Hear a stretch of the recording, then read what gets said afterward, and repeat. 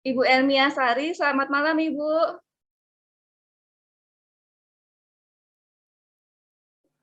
Apa Oke, kabar malam ini? iya. Oke. Selamat malam Bu Sehat Rati. ya, sehat Ibu.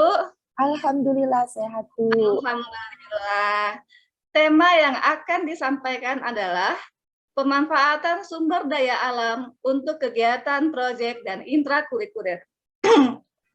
Durasi penyampaian selama 30 menit. Bapak dan Ibu guru hadirin dapat mengajukan pertanyaan di kolom chat. Format pertanyaannya adalah nama, instansi, dan pertanyaan.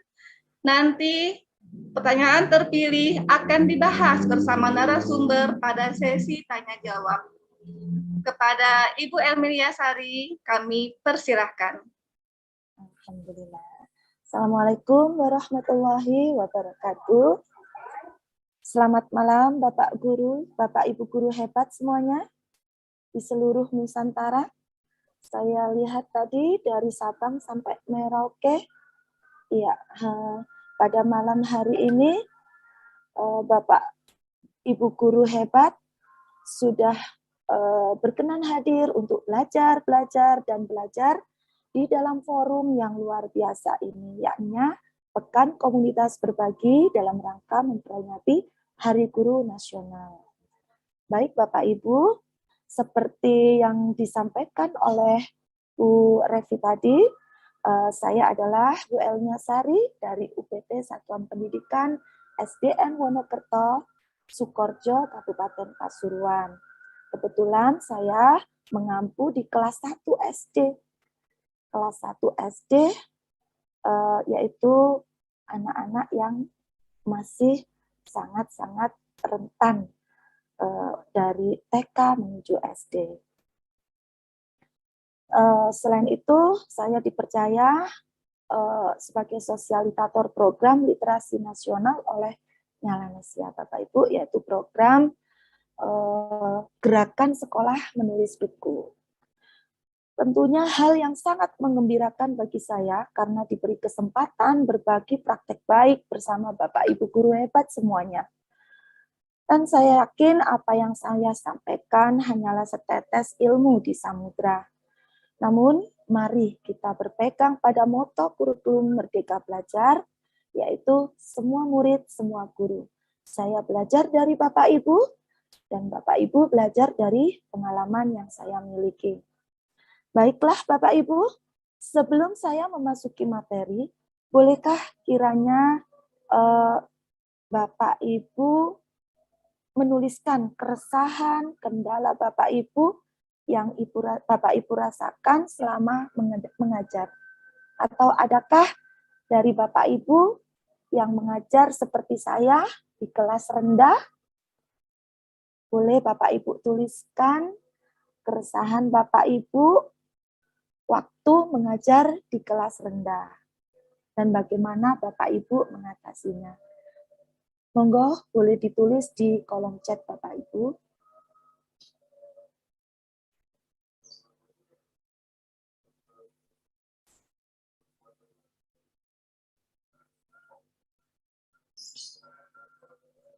Ada nih yang nulis, Bu. Oh ya. Kemampuan awal yang rendah. Oke, kemampuan. Karakter siswa membaca, ya, sarpras, mengajar membaca anak di kelas rendah kadang kala ada yang sulit, ada yang untuk paham. Oke. Ya, oke.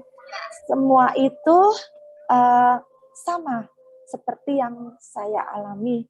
Kebetulan anak-anak di kelas rendah itu biasanya sulit sekali untuk mendahului literasi, yaitu membaca. Kesulitan memahami konsep materi, rendahnya kemampuan literasi, bahkan saya sering dari mulai masuk SD dari awal itu biasanya nangis tanpa sebab. Mungkin perlu ada pembiasaan dan biasanya anak-anak juga hanya diam jika ditanya. Baik Bapak Ibu, hal itu dikarenakan adalah butuh yang namanya pembiasaan. Apalagi di kurikulum Merdeka ini, pembelajaran sudah bukan lagi satu arah, namun dua arah. Adapun kemampuan siswa yang beraneka ragam itu, Bapak Ibu, juga kemampuan anak-anak yang beraneka ragam tidak selaras dengan harapan dari Bapak dan Ibu guru, itu adalah hal yang lumrah. Karena anak-anak kita ibarat anak-anak yang istimewa. Anak-anak yang mempunyai kemampuan masing-masing dan kelebihan masing-masing. Dan itulah yang menjadi tugas guru, tugas kita sebagai pendidik, yaitu menuntun dan mengukir ilmu, mengukir anak melalui pedagogik, baik emosional dan diferensiasi. Apakah Bapak Ibu setuju? Ya. Pada materi kali ini, saya akan berbagi untuk mengatasi, untuk menyelesaikan apa yang menjadi keresahan saya dan juga Bapak Ibu semuanya. Di mana yang pertama yaitu empati, memposisikan diri menjadi anak-anak. Terkadang anak-anak itu tidak gambar tadi Bapak, ya baik. Terkadang anak-anak itu kan bagi kita mungkin konsep penjumlahan itu adalah sesuatu hal yang mudah bagi orang dewasa. Tapi tidak demikian dengan anak-anak karena mereka mengalami masa-masanya sendiri gitu. Dan yang kedua yaitu pembelajaran yang saya tampilkan nanti adalah yang memfasilitasi pembelajaran secara kontekstual yang berhubungan dengan kehidupan dunia anak-anak, yakni dengan cara bermain, bernyanyi, dan sebagainya, di mana dapat menciptakan lingkungan kelas yang menyenangkan bagi anak-anak. Selain itu, memfasilitasi pembelajaran di dalam dan di luar kelas, dan yang terutama yaitu menggunakan alur merdeka dalam mengajar. Baik, Bapak Ibu, apa alur merdeka? Alur merdeka yaitu merancang pembelajaran dimulai dari M, mulai dari diri sendiri, E, eksplorasi konsep, R, refleksi terbimbing, D, demonstrasi kontekstual, E, elaborasi konsep, K, koneksi antar materi, dan A, aksi nyata. Topik pemanfaatan sumber daya alam untuk kegiatan proyek dan intrakurikuler ini sengaja saya pilih Bapak Ibu atas inisiatif dan tujuan pembelajaran yang telah disepakati bersama antara saya, murid-murid, dan wali murid, terutama murid-murid. Kebetulan daerah di tempat saya mengajar itu banyak hasil bumi yang dimanfaatkan. Kebetulan mangga, dan ada yaitu empon-empon, yaitu saya memilih kunyit. Maka kami sepakat menggunakan kunyit sebagai sumber daya dan media belajar. Dan pembelajaran kami lakukan di dalam dan di luar kelas. Dari sini saya berpikir menggunakan pembelajaran berbasis aset, di mana aset yang kami miliki yaitu tanaman kunyit.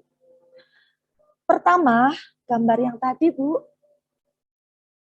Revi, gambarnya. Nah, ini anak-anak yaitu setelah kami merencanakan kegiatan esok hari melalui grup WhatsApp, maka inilah kegiatan yang kami lakukan kepada anak-anak.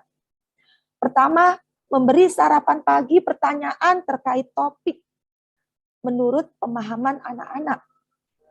Kegiatan ini saya lakukan ketika akan masuk kelas, yaitu dengan cara berbaris dan memberikan pertanyaan berupa sarapan pagi. di mana sarapan pagi itu berupa pertanyaan-pertanyaan yang akan diberikan terkait materi yang terdahulu atau materi yang akan saya sampaikan. Dan ini saya lakukan untuk memfasilitasi anak-anak saya masuk di diferensiasi konsep. Selanjutnya, setelah memberi sarapan pagi, mereka berbaris dengan ada yang memimpin secara bergantian. Hal ini menumbuhkan kepercayaan diri anak-anak dan menumbuhkan student agency. Dan tak lupa saya mengajak anak-anak untuk memilih emoji yang akan mereka pilih sebelum masuk. Ini bertujuan bagi saya untuk mengetahui perasaan mereka sebelum masuk kelas. Pembelajaran emosional bagi saya penting diterapkan kepada anak-anak, baik untuk guru maupun siswanya sendiri. Dari kegiatan ini saya mengetahui perasaan anak-anak saya. Nah, lalu saya tindak lanjuti ketika ada di dalam kelas.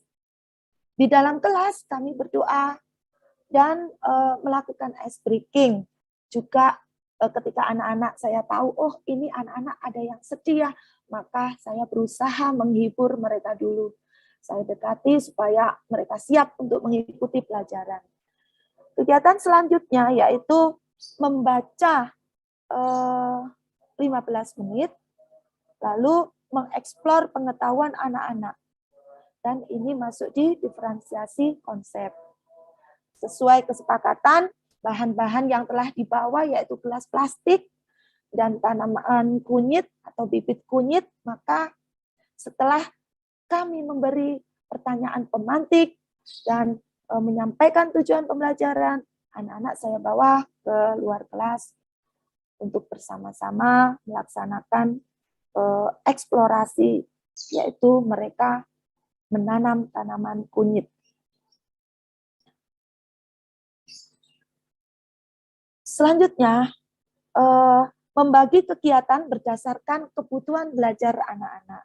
Siswa kinestik menanam kunyit, siswa auditori diberi petunjuk, misal tolong bawa pot yang ada daunnya di bawah sinar matahari, nak, gitu. Jadi pertanyaan-pertanyaan tersebut memang sengaja saya berikan untuk pemahaman mereka, untuk mengeksplor pemahaman mereka. Sedangkan siswa yang visual, mereka mengamati sambil mencatat. Setelah anak-anak menghitung jumlah dari tanaman yang telah ditanamnya bersama-sama, maka di sini saya kenalkan pemahaman konsep tentang penjumlahan dan pengurangan.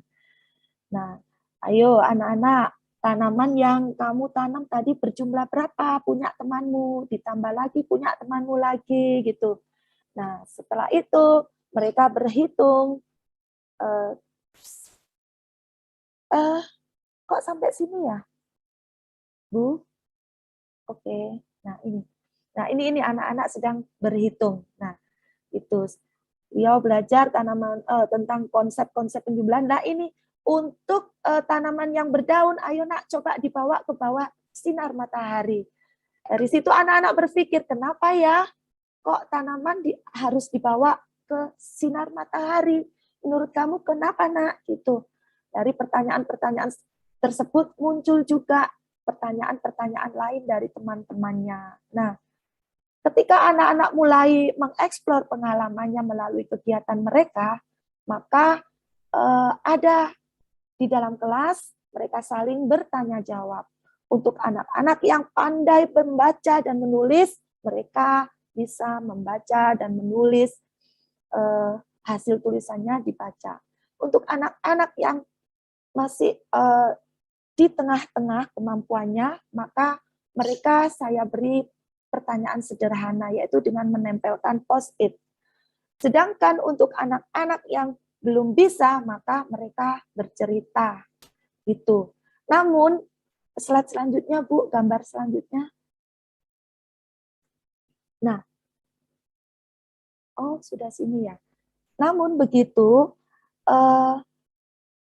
bukan berarti diferensiasi itu membiarkan anak-anak semau-maunya.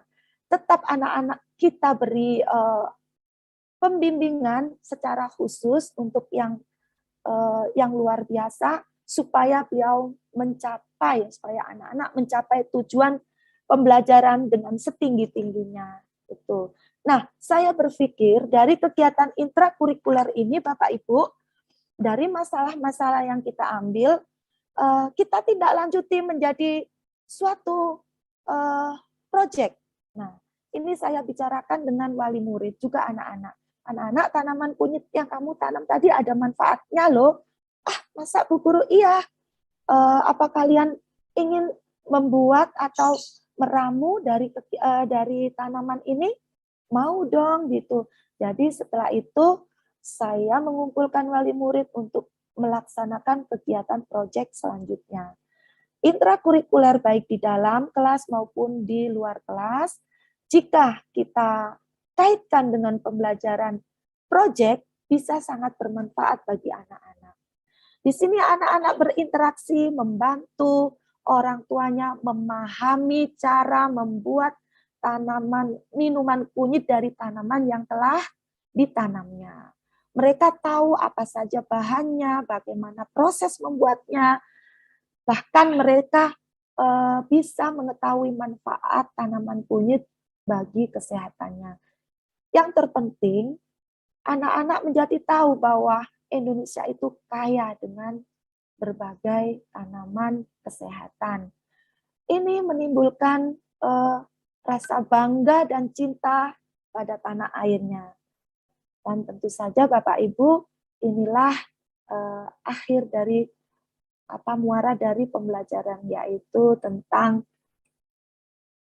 terwujudnya proyek belajar Pancasila.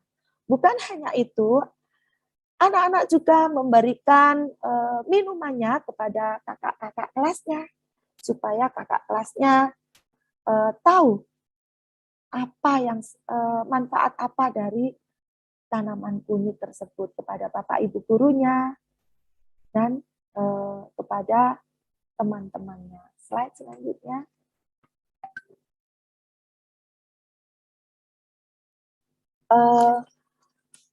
Ini Bapak Ibu video lainnya, yaitu menciptakan lingkungan belajar yang menyenangkan yang saya lakukan bersama anak-anak baik di dalam kelas.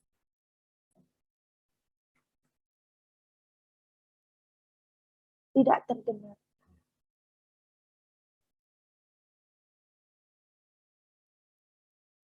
Tidak terdengar, Bu, suaranya. Suaranya tidak terdengar.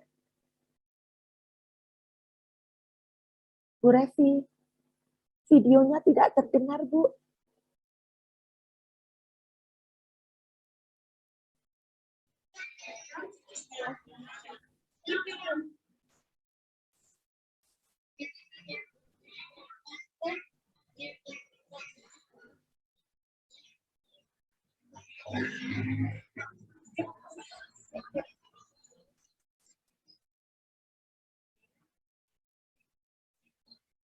Nah, ini adalah anak saya, Bu.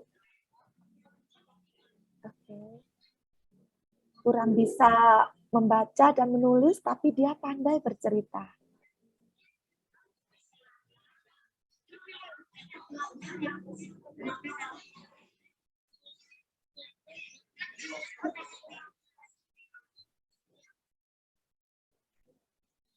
Lanjut, Bu.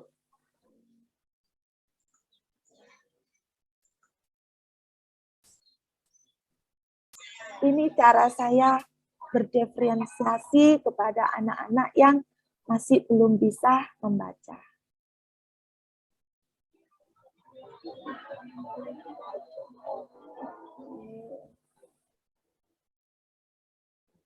Kegiatan anak-anak Science Day membuat pelangi, idenya dari anak-anak, Bapak Ibu.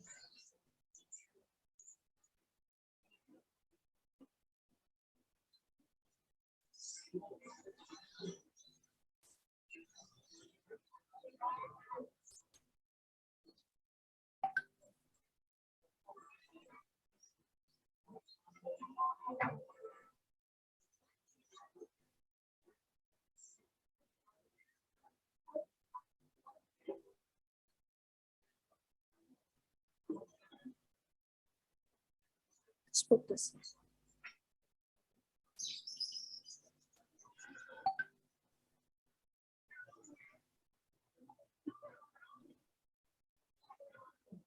Lanjut Bu videonya.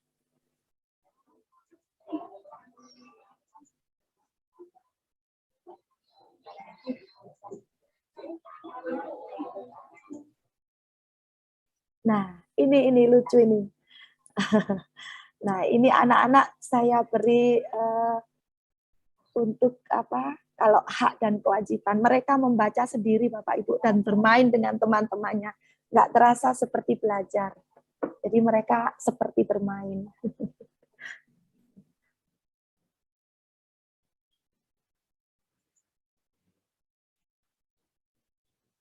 Ini juga sambil nyanyi. Suaranya nggak terdengar ya Bu ya?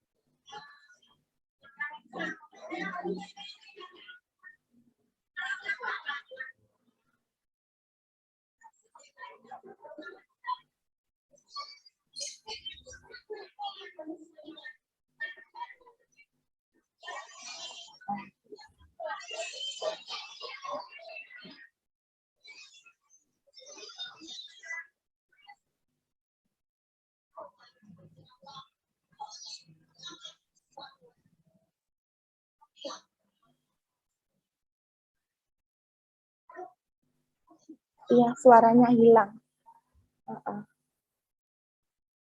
Iya, suaranya seru. Videonya seru, nggak ada suara. Biar saya share screen, biar ada suaranya. Boleh? Boleh. Oke. Bentar ya.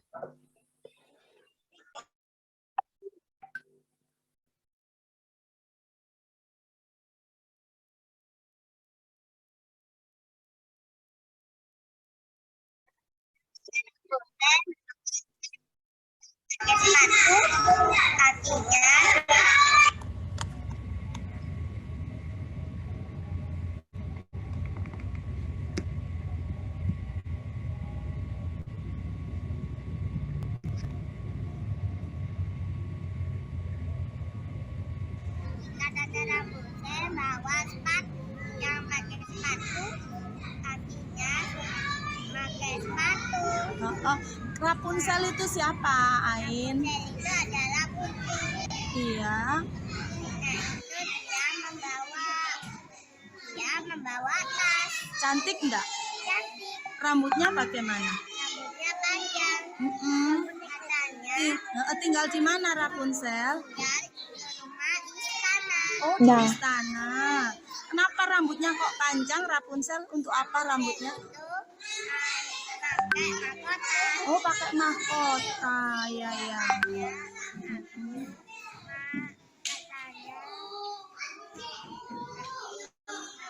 Nggak, lanjut Bu, sudah itu. Iya.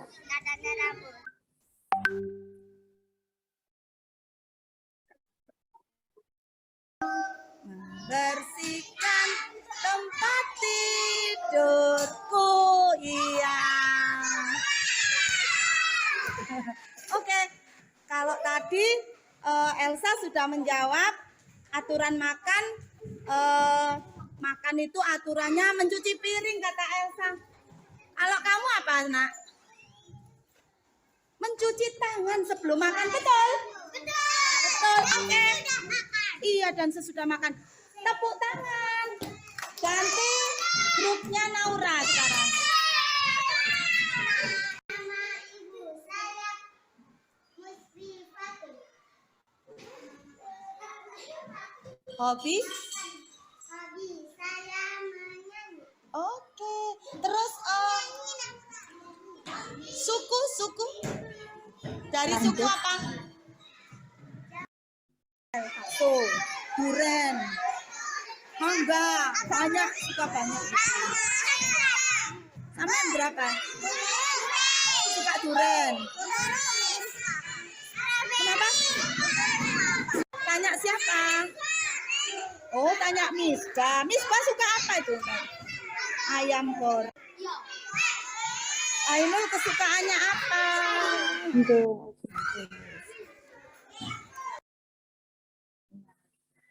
Iya, Bapak Ibu, apa suara saya bisa terdengar?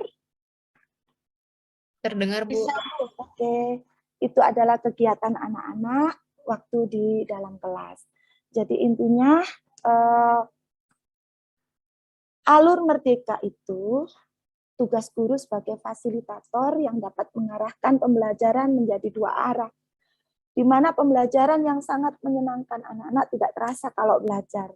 Jadi mereka bermain dengan gembira, seperti tadi mereka melakukan wawancara dengan teman-temannya.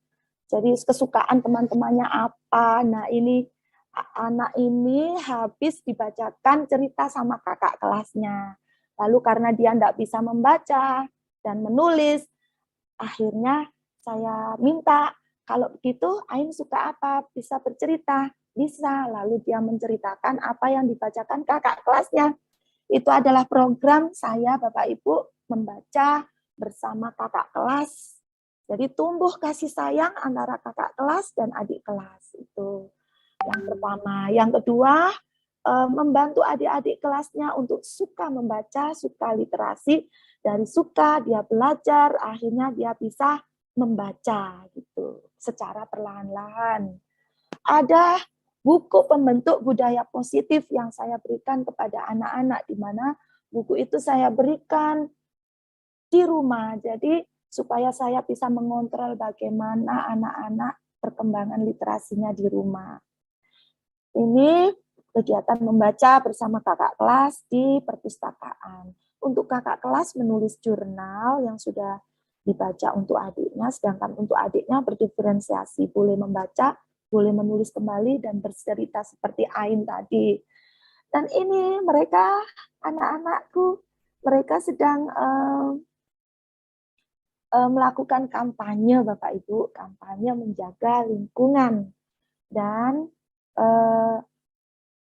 ini kami selalu melakukan listen study bersama para guru gitu.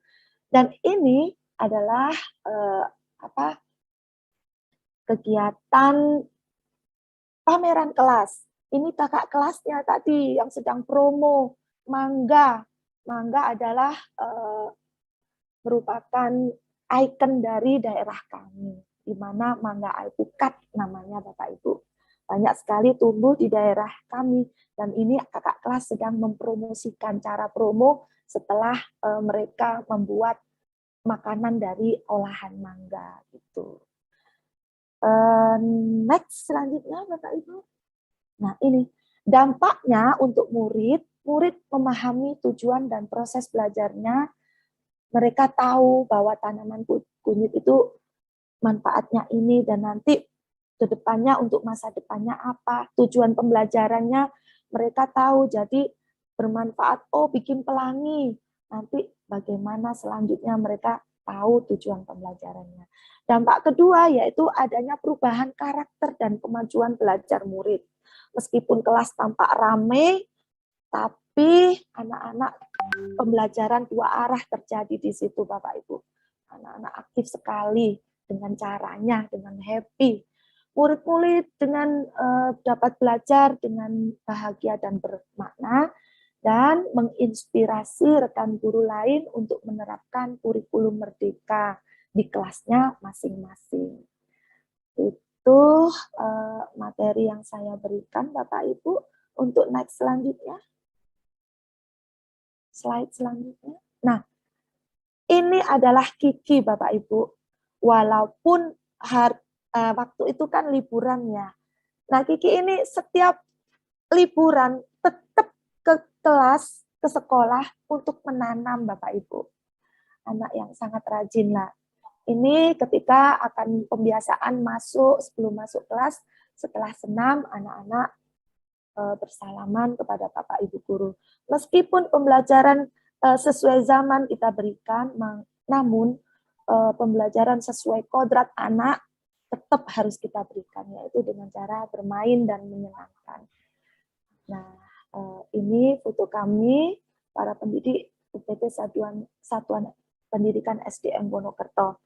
Kami selalu mencari cara untuk menjadi lebih baik lagi, memberikan pelayanan untuk anak-anak kami.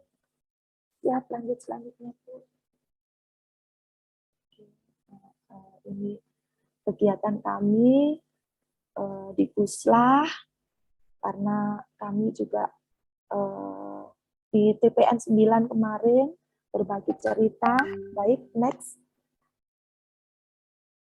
Nah, refleksi yang bisa saya ambil Bapak Ibu dari pembelajaran ini, saya menyadari bahwa mengajar dan mendidik anak-anak terutama di kelas awal sekolah dasar dibutuhkan empati, di mana kita memposisikan hati, perasaan, dan kemampuan diri sebagai anak-anak, begitupun bertindak sebagai ibu mereka untuk memahami, mencukupi kebutuhan belajarnya.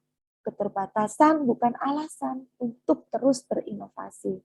Saya menyadari pembelajaran berdiferensiasi dan emosional sangat dibutuhkan murid guna menyiapkan psikis anak, kelas yang berpihak pada anak sebagai solusi memenuhi kebutuhan belajarnya.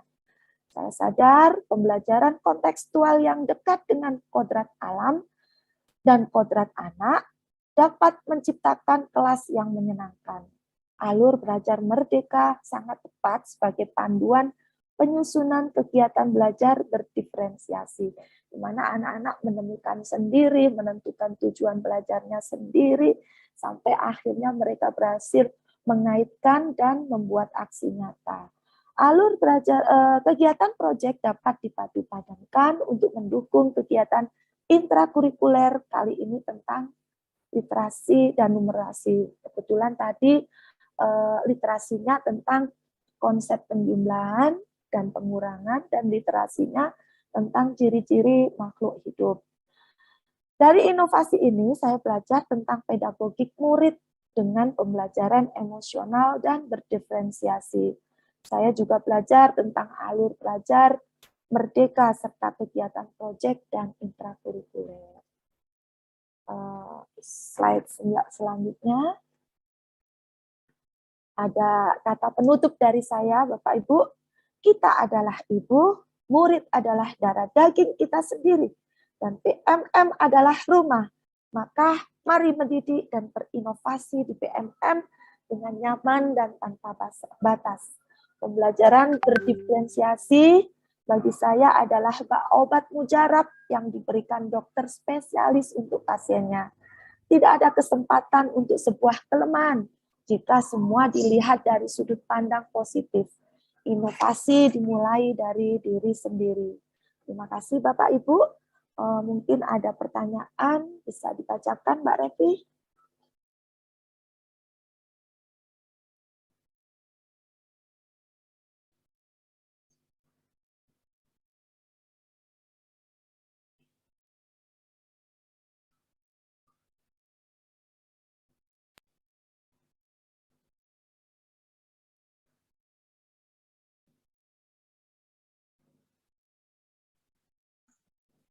Baik, Bapak Ibu, terima kasih.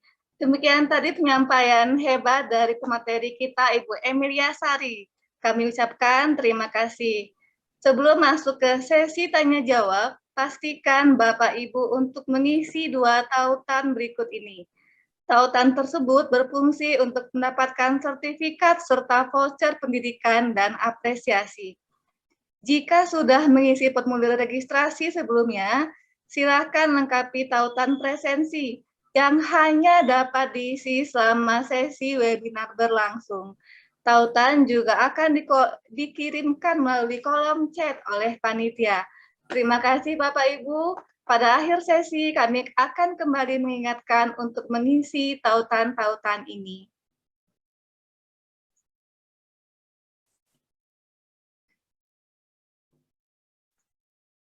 Bapak dan Ibu guru hebat, kita masuk ke sesi tanya jawab dan refleksi. Jika ada yang ingin ditanyakan dan kita diskusikan, Bapak dan Ibu guru dipersilahkan untuk raise hand atau menuliskan pertanyaan di kolom komentar. Baik, Bapak Ibu, saya buka raise hand ya.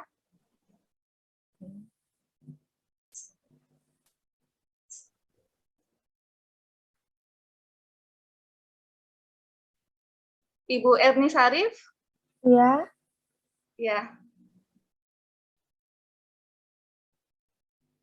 Ibu Erni Sarif? silakan siapa ini dipilih Bu Irna Aryani.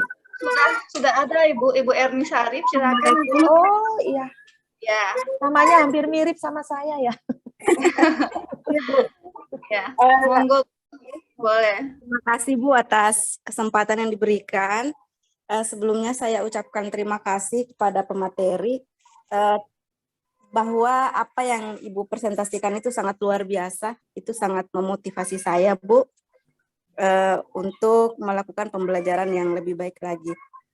Ibu, saya ingin tanya kira-kira langkah apa yang bisa saya lakukan untuk menerapkan pembelajaran berdiferensiasi dengan keadaan sekolah saya itu Bu. Terus terang semua siswa hampir rata-rata memang kalau mereka masuk ke SMP itu kemampuan awalnya sangat rendah. Kemudian mereka itu Bapak Ibu kemudian mereka itu Bu kurang semangat belajarnya itu sangat kurang. Beberapa metode sudah saya lakukan Bu, saya berikan, tapi masih seperti itu semangatnya, pada umumnya tidak bersemangat.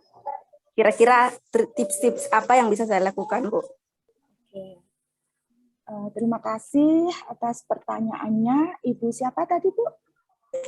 Ibu Erni Sarif. Jadi begini Ibu Elmia. Oke. Jadi Ibu Erni Sarif itu menanyakan langkah apa yang bisa dilakukan untuk menerapkan pembelajaran berdiferensiasi, terutama di siswa SMP yang kemampuan awalnya itu rendah dan kurang semangat dalam pembelajaran. Mungkin Ibu Elmia bisa memberikan tips dan triksnya. Langsung kita bahas ya Bu, supaya tidak lupa. Ibu Elmia, disilahkan. Oke, terima kasih Mbak Revi. Baik Ibu, langkah-langkah menerapkan berdiferensiasi, pertama kita harus mengenali kebutuhan belajar anak. Nah, caranya yaitu kita menggunakan penilaian awal, Bu. Jadi kita nilai sebelum belajar, kita nilai anak-anak awalnya dulu. Baik itu minatnya anak apa, lalu bakatnya anak apa, kesukaan apa, metode belajarnya apa, atau cara belajarnya bagaimana. Kita kenali dulu kebutuhan belajarnya. Nah, setelah kita mengenali kebutuhan belajarnya, baru kita bersama-sama dengan anak mengajak membuat tujuan belajar bersama-sama. Jadi alangkah baiknya tujuan belajar itu kita buat, kita diskusikan bersama anak-anak. Mungkin kalau anak-anak kita ajak mengkomunikasikan tentang tujuan belajarnya, itu jadi mereka lebih semangat Bu, karena itu sesuai dengan harapan dan keinginan mereka gitu. Itu yang pertama, yang kedua.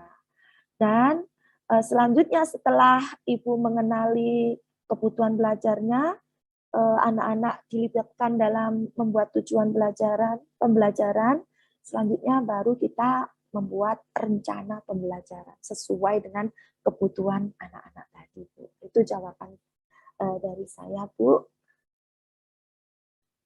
Bagaimana, Bu? Apakah ada Ya, pertanyaan? terima kasih banyak, Bu. Nanti coba kita lakukan, Bu, di sekolah. Iya. Siap, semangat, Bu. Ya, terima Ya. kasih. Baik, terima kasih Bu Erni Sari. Jadi tadi yang pertama itu kita harus terlebih dahulu mengenali kebutuhan murid, baik itu kesiapan belajar maupun profil pelajar murid. Baru kemudian kita merumuskan dalam RPP. Seperti itu ya Ibu Erni Sari. Iya. Ya, terima kasih. Kita lanjut ke penanya kedua. Saya buka dulu antrian raise hand-nya. Ibu Mahama ada?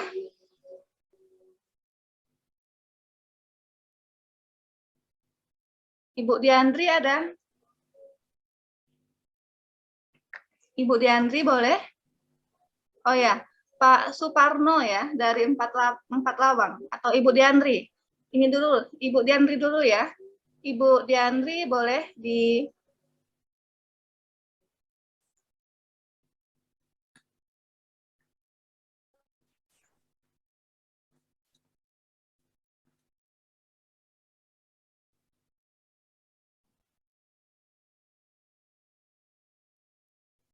Ibu Diandri belum terdengar suaranya?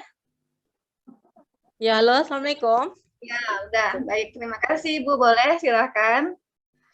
Ya, sebelumnya saya ucapkan terima kasih kepada pemateri dan Ibu Moderator atas kesempatannya. Di sini saya ingin bertanya, sebenarnya pembelajaran diferensiasi yang sudah Ibu jelaskan itu sangat menarik dan sangat bagus dan sangat membuat anak-anak itu senang dalam belajar. Namun di sini saya punya kendala. Kendalanya siswa saya itu sekitar 31 satu kelas, 31 orang satu kelas. Dan apabila dilaksanakan pembelajaran yang diferensiasi seperti yang Ibu terapkan tadi, ini kemungkinan saya punya kendala siswa tersebut kurang perhatiannya kurang terarah ke pelajaran tersebut. Jadi banyak yang lebih banyak yang main-main gitu, nah Bu. Jadi bagaimana langkah yang harus kita lakukan sebagai seorang guru agar supaya anak didik kita yang kita ajarkan itu lebih efektif dalam belajar dan dalam memahami pelajaran yang kita berikan pada saat kelas di luar atau pembelajaran lain sebagainya. Begitu, Bu. Terima kasih, Bu. Ya, terima kasih kembali. Baik, Ibu. Ibu mengajar di kelas mana? Di kelas berapa, Bu?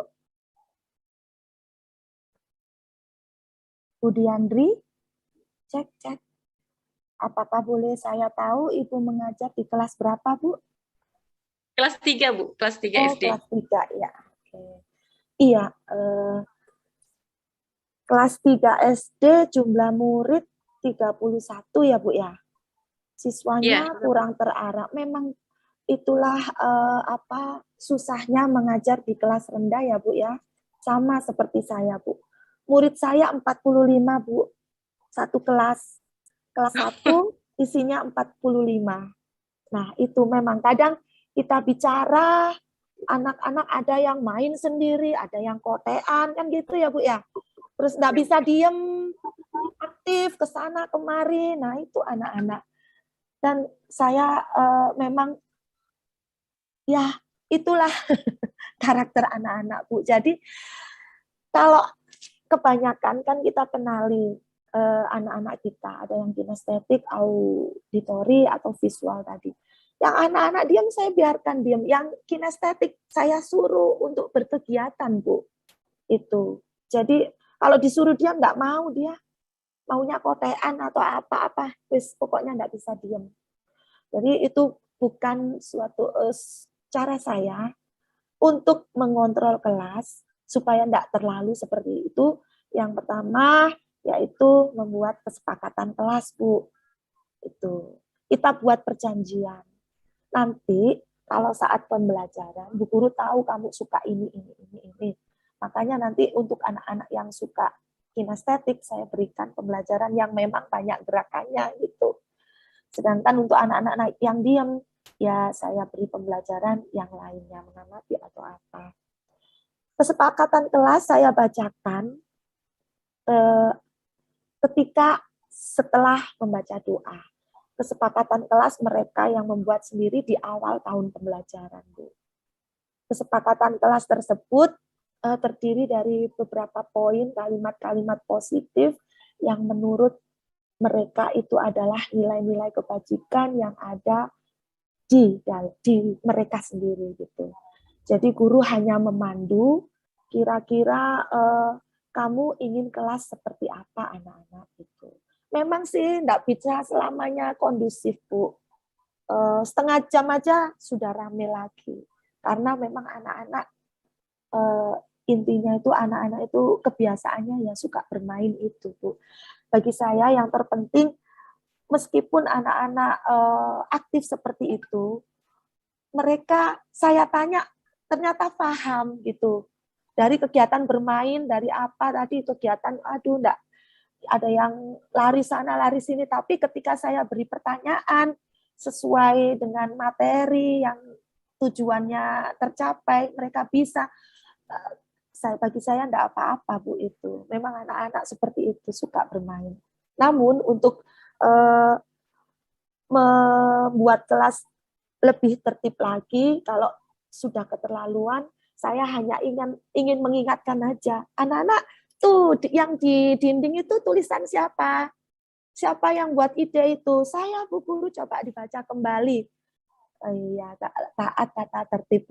Nah, ayo taat tata tertib yuk, gitu. Akhirnya mereka nurut duduk lagi. Atau saya buat permainan, Bu, gini. Misalkan ya, kalau kau suka hati tepuk tangan, saya alihkan perhatian mereka dulu supaya mereka perhatian. Setelah nyanyi-nyanyi yang terakhir saya buat gini, Bu. Kalau kau suka hati duduk rapi, ambil tempat duduk semua. Gitu. Jadi di akhirnya supaya mereka tertuju kepada pembelajaran lagi, itu cara saya untuk mengalihkannya dengan menyanyi dan mengarahkan mereka. Itu jawaban saya, Bu. Semoga bermanfaat. Baik, terima kasih Ibu Elmia. Jadi memang untuk pembelajaran berdiferensiasi untuk 31 anak itu bukan berarti kita ngajarnya satu-satu ya Bu ya. 31 itu bukan begitu ya. Tapi kita kelompokkan sesuai minat mereka yaitu visual, auditori ataupun kinestetik. Baik, untuk pertanyaan terakhir saya ambil dari kolom chat. Saya bacakan ya Bu. Iya. Oke, dari Bapak SH, bagaimana caranya sebagai seorang pendidik kita harus mempertahankan pola pikir dan perilaku anak yang sudah kita terapkan agar mereka tetap berada dalam perilaku dan pola pikir yang baik ketika mereka berbaur dalam lingkungan bermainnya. Seperti itu, Bu. Jadi gimana supaya anak itu bisa bertahan terbaik dengan perilakunya?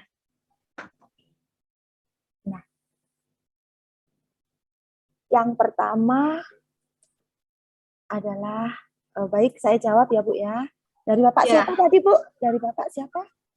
Bapak SH, karena tidak ada namanya, hanya inisial saja Bu. Oke. Stefanus Hurung ada nih. Oke. Bapak Stefanus ya? Iya, betul. Oke. Cara mempertahankan pola pikir anak supaya tetap berperilaku positif, gitu Bu ya? Ya. Oke. Yang pertama adalah kita sendiri Bu, kita sebagai role model. Kalau kita menunjukkan perilaku baik, mencontohkan hal-hal yang baik kepada anak-anak, dan secara otomatis itu akan ditiru oleh anak-anak. Yang kedua, kita gali nilai-nilai positif yang ada pada anak. kita gali melalui sebuah kesepakatan kelas kalau di kelas. Sedangkan kalau di rumah, kita harus menggandeng orang tua. Mereka adalah wakil kita di rumah gitu. Jadi kegiatan di sekolah yang sudah positif, supaya terus berada di rumah secara positif juga, maka pantauan orang tua tetap kita harapkan. Jadi kita kerjasama dengan orang tua. Di rumahnya bagaimana. Makanya saya tadi membuat buku budaya positif untuk di rumah, Bu. Jadi saya perlu tahu bagaimana anak-anak di rumah dengan cara pantauan orang tuanya. Itu, Bu. Baik, terima kasih Ibu Elmia Sari. Tadi sudah menyampaikan materi tentang praktik baik yang sudah beliau lakukan di sekolahnya dengan menerapkan menggunakan alur merdeka. Terima kasih sekali lagi, Ibu. Sama-sama.